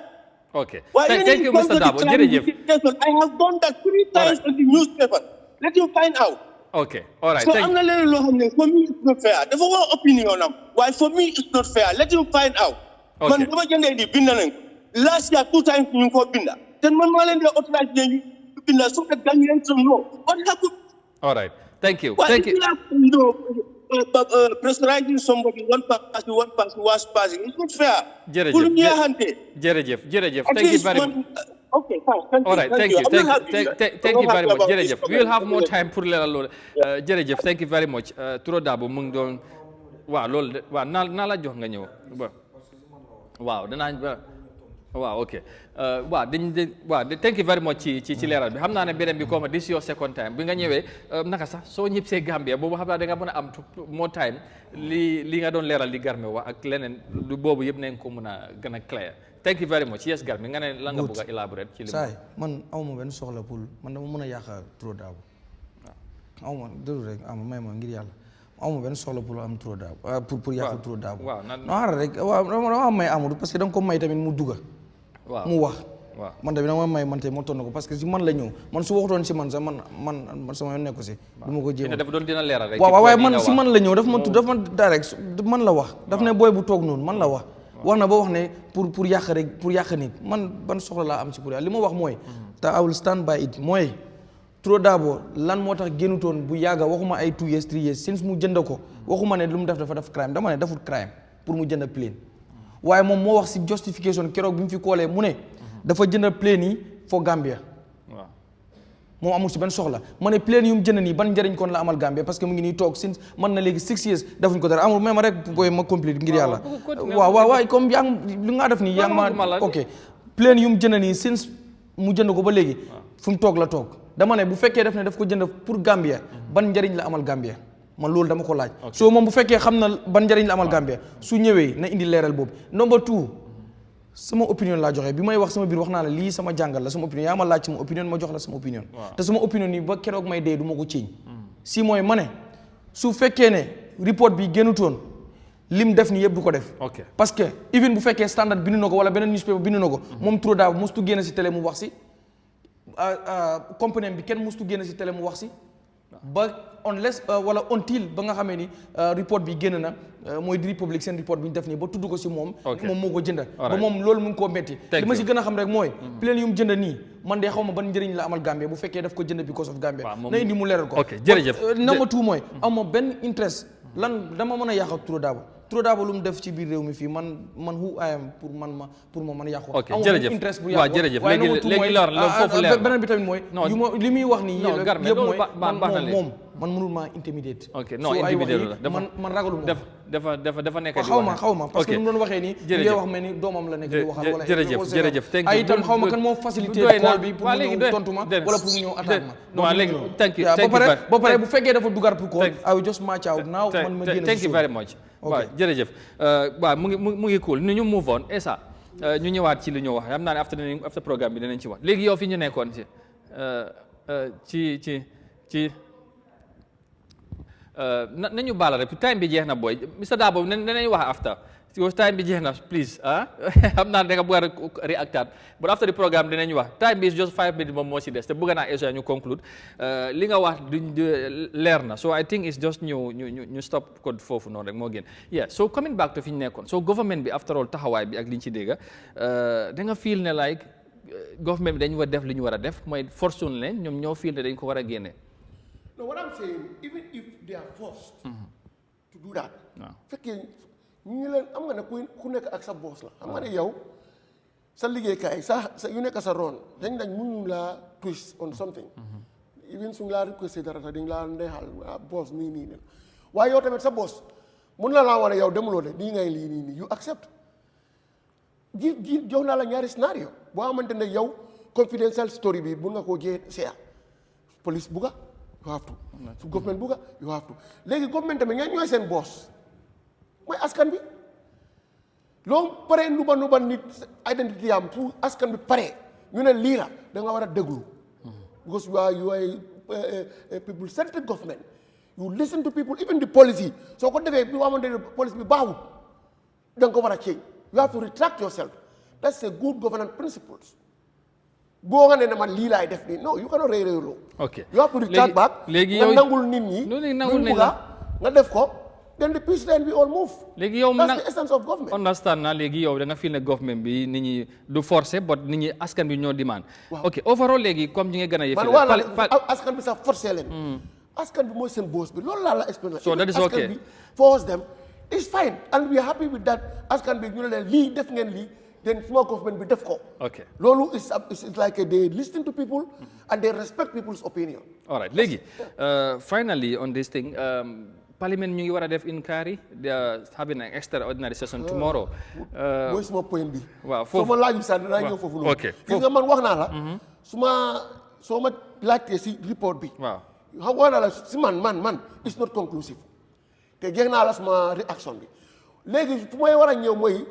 danaa sukkandiku si parlement bi ko parlement lii yëpp danañ ko laajte valuation report bi na ñëw bidding process bi naka la xewee ñaata nit ñoo bid laptop bi ba nga mën a déterminer ne 5000 la war a jar how many bidders ñoo fay who is the highest bid understand then loolu yëpp enquête yi parlement bi na ko leeral then from there we will know ndax process bi am na ci rax si suuf ndax process bi dafa jaar yoon lu mu ko waree so lii parlement bi seen oversight function bi dinañ war a taawal kuréel boo xamante ne dinañ gestu si biir bu gàtta soo xamante ne game yi dina leer lii jeexangut de report bi jeexangut am na leen lu ci waaw foog ñu examine ko foog ñu oversight bi def seen liggéey bi te audit tamit ñu ngi seen liggéey audit office tamit ñoom tamit dinañ joxe seen so ñaari report yooyu dinañ compare ñu contraste ñu xam ne ndaa njuun njaaj bi dem na am na fa ndaa amul fa loolu mooy suma point bi.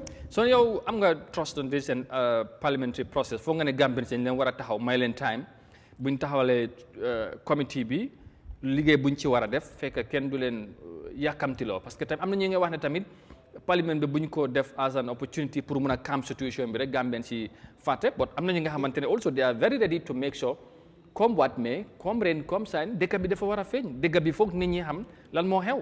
Amadou parlement bi day call extraordinary.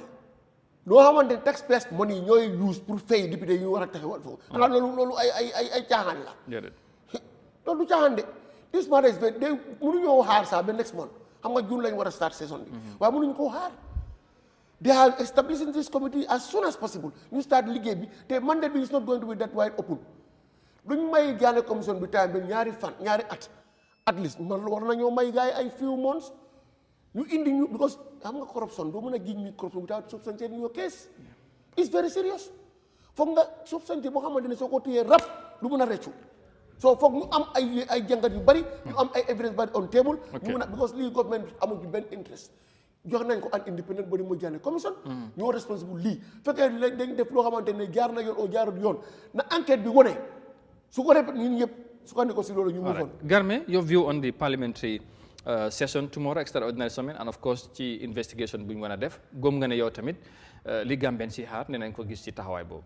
nañ defee tour investigation li ñu xaar si ñoom mooy képp koo xam ne laale nga si fekkee da nga bokk ci tappale yi ak koo mëntu doon moo xam ñu jaay ak ñu jënd ku bokk ci tappale bi laa fekkee tappale daf ci am ku ci mënti bokk bu comité bi ñëwee lu ci war nañ ko def ak koo mën a doon laa wax nag moo xam ci government bi nga nekk wala xam ci private sector bi koo xam ne da nga bokk ci tappale boo xam ne alal ji Gambie ñoo ko moom nga bokk ci tappale bi xam ne lii tappale la te loxo ñu def investigation ba gis ne bokk nga ci tappale bi lu yoon wax nañ la ko def ak koo mën a doon am nga yaakaar parlement bi nañ leen jox di benefit of the doubt comme ni ma ko waxee démb rek because of nguuri baro gi ñu bëri gëmatuñ leen ndax daes lot of commission yi ñu fi def at the end of the day Gambie si nekk di jooy jaane commission bu jaroon ci yoon duñ fi toll fii tey jaarutoon si yoon baro mi ngi fi baro moo fi nekkaat ba tey président baro nguuram gi ñu bëri su commission taxawee duñ ci dee am benn yaakaar because of jeexital bi ana TRRC recommendation yi di implementation is very slow jaane commission recommendation yi ci bëri niñ ko doxalee jaarul yoon moo ñu indi fay fii tey yaa ngi gis tamit beneen local government commission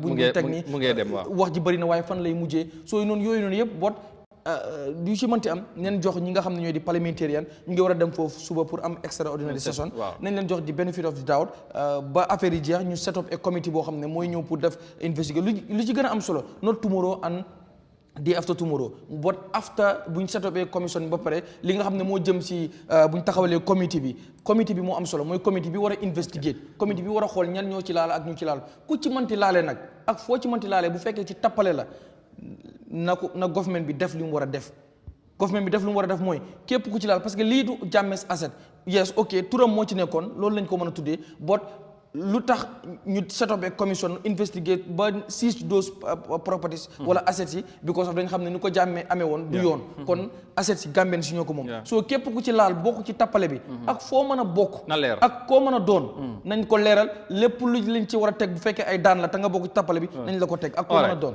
okay finally Essa away from all this brouhaha with regards to Jammeh asset coming back to you MPP nga bokka one of your top official ci maybe politique la ko waxee Demba Sabally am na li mu wax kaddu yi nga xamante ni bari dañ ko ñaawlu jëmee ko ci ki nga xamante ne mooy Essa Faal ak Rohey Malick Lowe seen taxawaay ci protest bi ba mu leen di traité ñu ne buñ gisaatee lu mel ni dañ leen di tëj moom as a state minister xëy na bu ñu ko doon wax di ci position boobu la nekkoon ba ndax kaddu yooyu tey ku mel ni moom war naa wax loolu jëmee ko ci ñooñu ñi nga xamante ñoom la wax ci réew mi fu mu toll ci wàllu démocratie wala moom taxawaayam. waaw loolu political statement la political rhetoric la mu wax ko si political rally understand nga it's not a policy statement honorable Demba Sabally amul doole boobu noonu pour tëj anybody to kaso waaye si political rhetoric c'est like a statement la boo xamante ne dafa bëgg a irritate ñoom tamit because ñoom they also did something do you know what is that? This mayor law you know and Essa they've saying something they are doing something what is that? You see before this protest mayor law wrote on her Facebook saying something will happen. Bulan wane man won malen. Something will happen very soon. You will see something. So at you bari. They be president commencé mom fana yende wood always everywhere.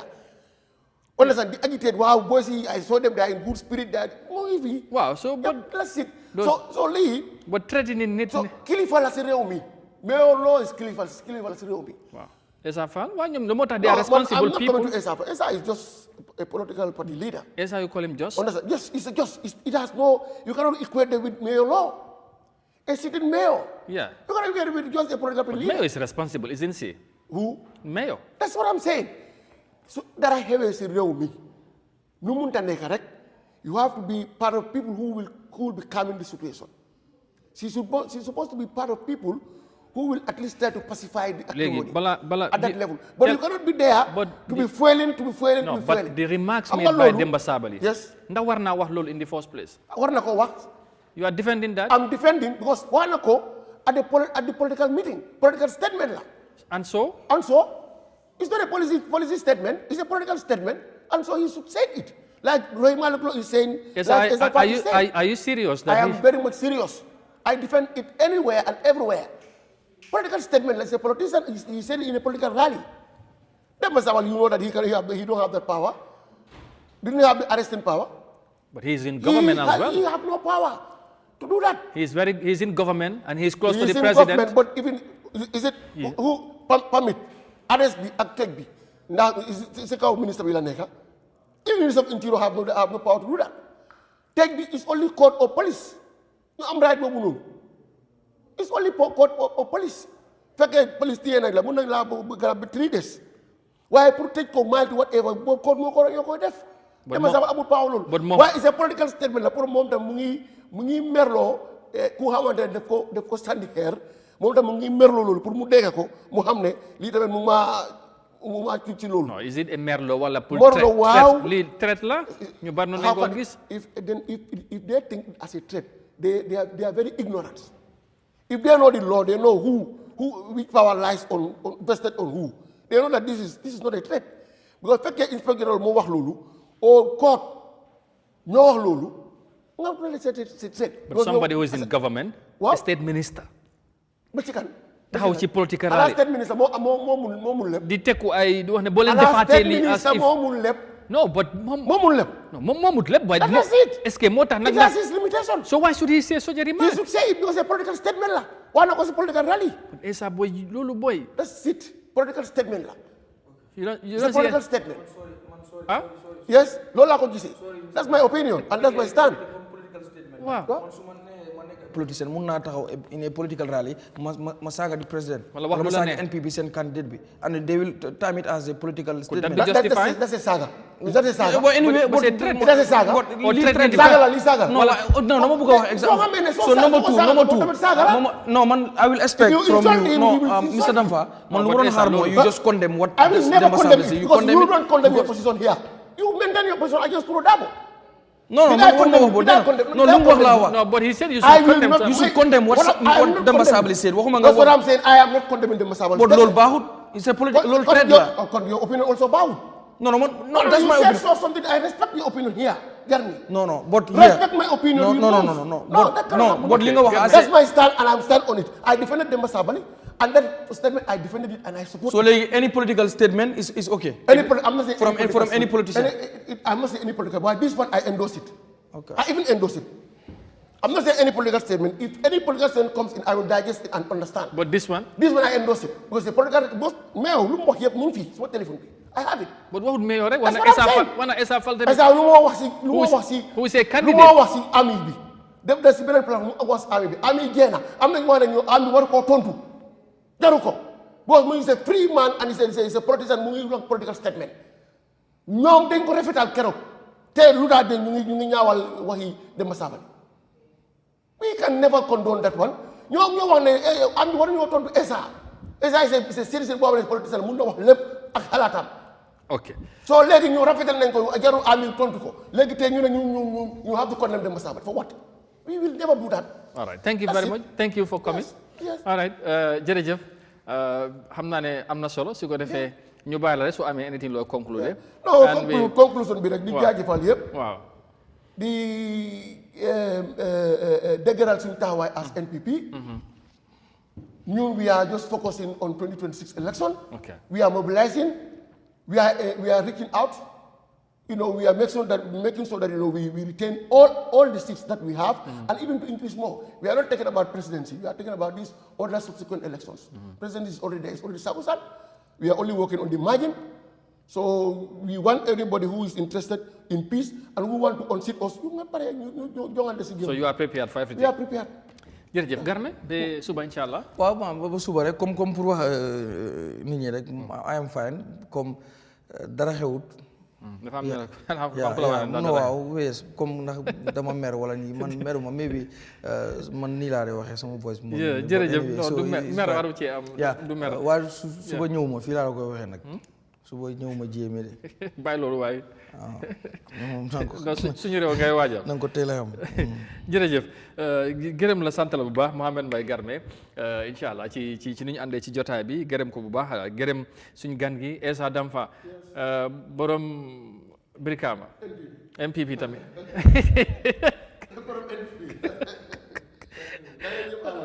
Thank you very much. Thank you very much, viewers, wherever you may be around the world watching us. It was a pleasure to be here again. As always, we discuss issues that are happening. This is how always we do.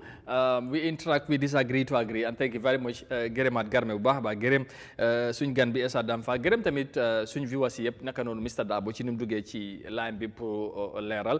And then of course we will have more time with him ñu gën a waxtaan in a bigger conversation pour ñu ci some of these things people are still maybe having to moom mu gën cee leeral. Thank you very much. We'll be back tomorrow inshallah here, God willing, for the midweek edition of the Good Morning Africa program right here on Eyeafrica TV. Thank you very much. Do have a pleasant day. See you tomorrow. Bye from us.